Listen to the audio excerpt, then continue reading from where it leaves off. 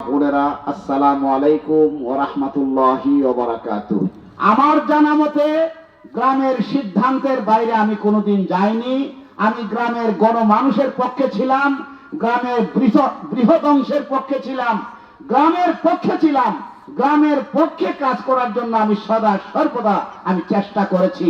ইচ্ছাকৃতভাবে গ্রামের কোনো মানুষের ক্ষতি আমি করি নাই। আজকে এই মুহূর্তে দাঁড়িয়ে গ্রামের একজন সন্তান হিসেবে আমি আপনাদের সাহায্য চাই। আপনারা কি আমাকে সাহায্য করবেন?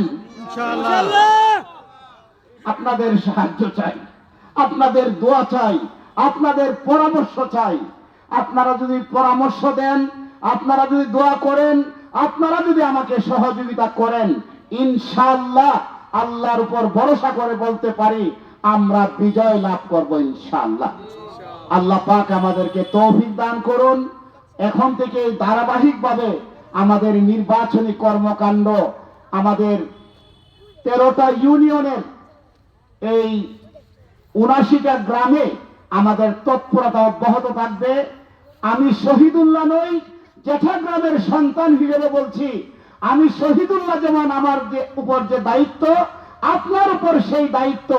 আপনাকে একজন শহীদুল্লাহ হিসেবে এই দায়িত্ব যদি আপনি পালন করেন, ইনশাআল্লাহ